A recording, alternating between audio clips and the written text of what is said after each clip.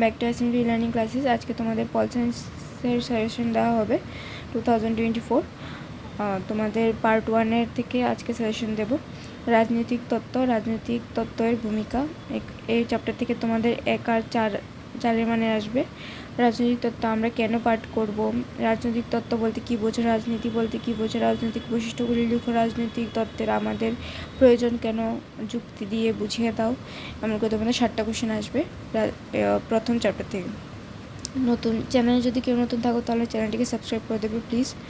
তারপর আছে তোমাদের স্বাধীনতা, এখান থেকে 1, 2, 3 মানে আসবে তোমাদের এক্সামে। স্বাধীনতা কাকে বলে, কত প্রকার, কী কী স্বাধীনতা, বিভিন্ন রূপগুলি আলোচনা করো। জনগণের স্বাধীনতা সুরক্ষার জন্য রাষ্ট্রীয় ভূমিকা কী করা উচিত। তারপরে স্বাধীনতার রক্ষা কবচগুলি সম্পর্কে লিখো। রাজনৈতিক স্বাধীনতা কাকে বলে, ব্যক্তিগত স্বাধীনতা কাকে বলে, সামাজিক স্বাধীনতা কাকে বলে, পৌর স্বাধীনতা কাকে বলে, স্বাধীনতা সম্পর্কে মার্ক্সীয় ধারণাটি কী, অর্থনৈতিক স্বাধীনতা কাকে বলে, প্রাকৃতিক স্বাধীনতা কাকে বলে, মত প্রকাশের স্বাধীনতা কাকে বলে, এর উপর কী ধরনের যুক্তি সঙ্গত বিধি নিষিদ্ধ আরোপ করতে পারে বলে তুমি মনে করো। এমন করে তোমাদের 13টা কোশ্চেন আছে এই চ্যাপ্টার থেকে। তারপর আছে সাম্য, এখান থেকে তোমাদের 1, 2, 4 মার্কের আসবে। সাম্য কাকে বলে, এর বিভিন্ন রূপগুলি প্রধান দিকে আলোচনা করো।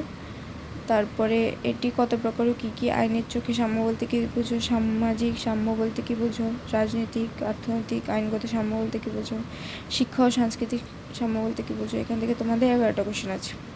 তারপরে হলো সামাজিক ন্যায়। আচ্ছা, সামাজিক ন্যায়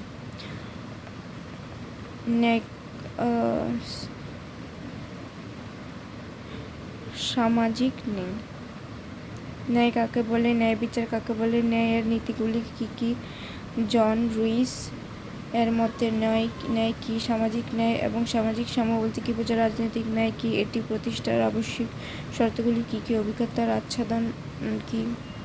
সাম্য থেকে তোমাদের 10টা কোশ্চেন আছে, দেখিয়ে দিচ্ছি, পড়ে নেবে।